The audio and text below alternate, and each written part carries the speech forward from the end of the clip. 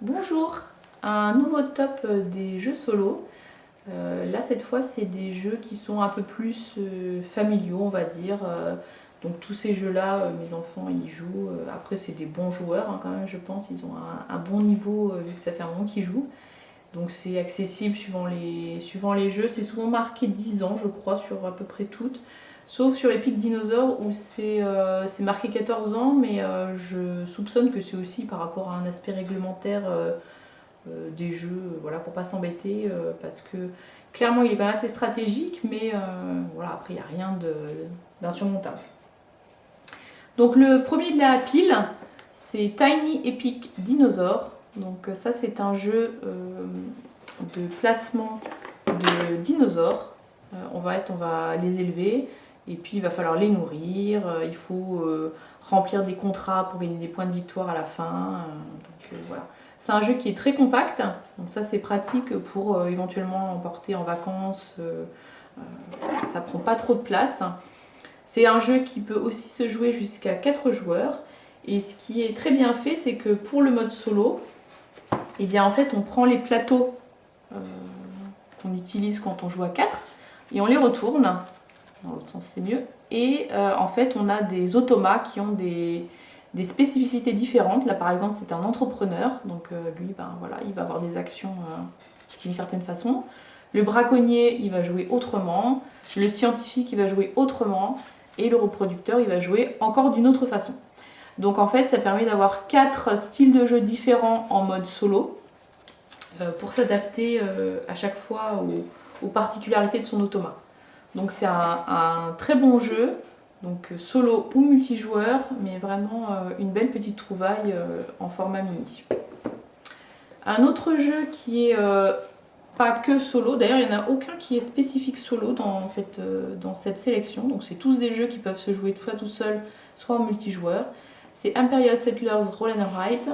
Donc là le principe c'est, si vous ne connaissez pas le roll and ride, c'est vous lancez des dés. Donc là par exemple ce sont des dés qui permettent de débloquer des ressources, soit des pommes, soit du bois, soit de la pierre, soit la ressource joker. Et puis il va falloir cocher une fois qu'on a lancé ces dés, donc soit sur son champ, soit dans son village. Et puis on peut aussi construire des bâtiments.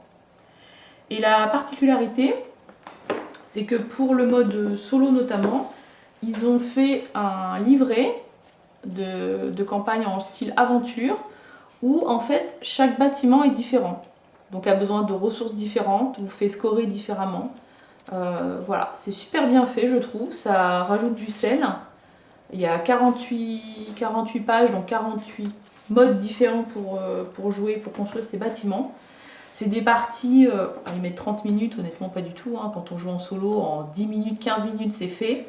Surtout quand on a compris la mécanique, c'est quand même assez simple. Mais voilà, c'est un petit jeu qui sort souvent parce que du coup, il est rapide et il est sympa. Nous, on aime bien ce style de jeu.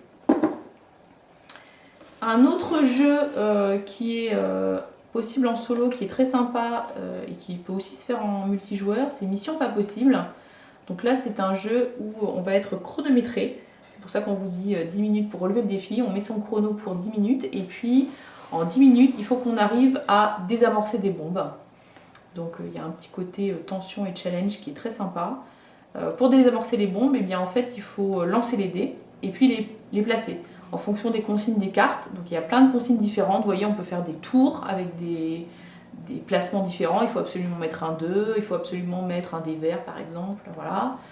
Il faut faire des pyramides, il faut faire par exemple tous les dés de la même couleur ou tous les dés du même chiffre. Là on voit il faut mettre un 5 comme on veut, mais il faut que ce soit absolument un jaune et l'autre il faut que ce soit un 2 vert.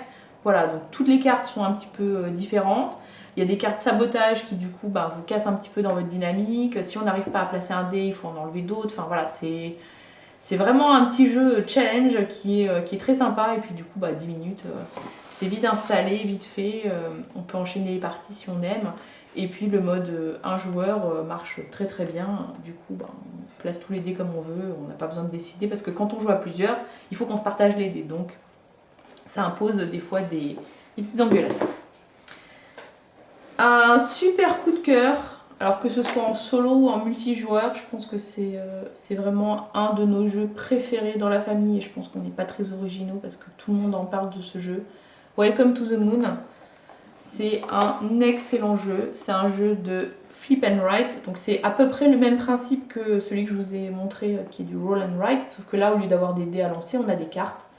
Donc on va devoir faire des paires de cartes avec un chiffre, un symbole et les associer pour les écrire sur notre piste et essayer de faire le plus de scores possible. Il y a un mode solo avec des cartes qui représentent des automas qui vont avoir un moyen de scorer qui va être différent selon chaque niveau. Il y a 8 niveaux différents, enfin 8 aventures différentes.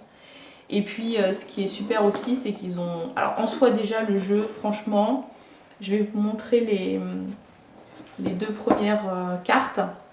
Donc ça c'est le niveau 1, c'est la fusée, hein, il faut se préparer au décollage pour la Terre. Donc voilà, il y a une façon de remplir, je vous explique pas, hein, il y a d'autres vidéos pour ça, mais il faut remplir et forcément il y a des contraintes. On tourne la carte, on a le deuxième niveau et là, tout ce qu'on avait imaginé comme stratégie pour pouvoir remplir sa fusée, parce que voilà, les lots je les mettais là, les astronautes ici, et bien là on se retrouve avec une piste qui n'a absolument rien à voir, donc il faut complètement trouver une autre stratégie, il y a d'autres contraintes de placement, d'autres façons de marquer, enfin voilà. Niveau 3, on passe encore à autre chose, il y a encore d'autres contraintes et à chaque fois c'est pareil, je vous explique pas tout, là c'est le niveau 4. Donc il y en a 8, à chaque fois c'est recto verso et ce qui est très bien c'est que c'est plastifié, donc il y a des Velleda qui sont dans la boîte pour qu'on puisse refaire et refaire et refaire et franchement on y a joué mais déjà un nombre incalculable de fois. C'est rapide, hein, c'est 20-25 minutes. Une fois qu'on a compris la façon de scorer de chaque aventure, voilà, après c'est le temps de réfléchir comment on place ces trucs. Mais voilà. Et en plus, il y a un mode campagne qui modifie le jeu. En fait, on a tellement aimé ce jeu déjà de base qu'on n'a même pas attaqué le mode campagne. Et je pense qu'on a déjà fait au moins 15 ou 20 parties entre... les solos, les fois où on joue tous les quatre, franchement, mais ce jeu, j'ai l'impression qu'il est tous les jours il est ouvert. C'est vraiment un super coup de cœur. Il est dans le top des ventes de plein de sites et franchement il le mérite, c'est juste génial. Welcome to the Moon, je vous recommande les yeux fermés, il n'y a aucun souci. Et puis un autre jeu qu'on aime beaucoup, qui n'est pas du tout dans le style de Welcome et de Imperial Settlers, là c'est plutôt du placement, c'est les petites bourgades, donc qui peut se jouer en mode solo, qui peut se jouer toujours à plusieurs. J'aime bien les jeux qui sont double fonction, hein, parce que avoir une ludothèque spéciale jeu solo et une ludothèque spéciale jeu à 2, jeu à 4, c'est un peu compliqué, donc quand on peut faire tout en même temps, c'est quand même l'idéal. Donc là, les petites bourgades, on va avoir des ressources qui sont représentées par ces petits cubes de couleurs, donc du bois, du verre, de la brique, enfin voilà. Et puis on a des bâtiments à construire, et il faut faire la forme en plaçant ces petits cubes de ressources pour pouvoir ensuite construire le bâtiment en question. Chaque bâtiment a une façon de scorer différente, donc il faut essayer de coupler un petit peu tout. Et voilà, c'est des parties 45 minutes honnêtement, plutôt 30 minutes quand on joue à 4 et en solo ça va assez vite. Quand on joue en solo, il y a des cartes qu'on tourne pour représenter l'alternance des ressources, donc c'est très bien fait. Et puis les bâtiments changent. On a un type de bâtiment à chaque fois, par exemple l'hospice qui est représenté par ce bâtiment vert. On peut avoir un autre bâtiment qui représente le bâtiment vert que l'hospice et qui a du coup d'autres contraintes, d'autres ressources à placer, etc. On a un monument secret chacun à construire pour nous faire marquer des points et éventuellement nous donner un petit avantage supplémentaire. Donc voilà, c'est vraiment un très bon jeu aussi, à jouer en solo ou à plusieurs.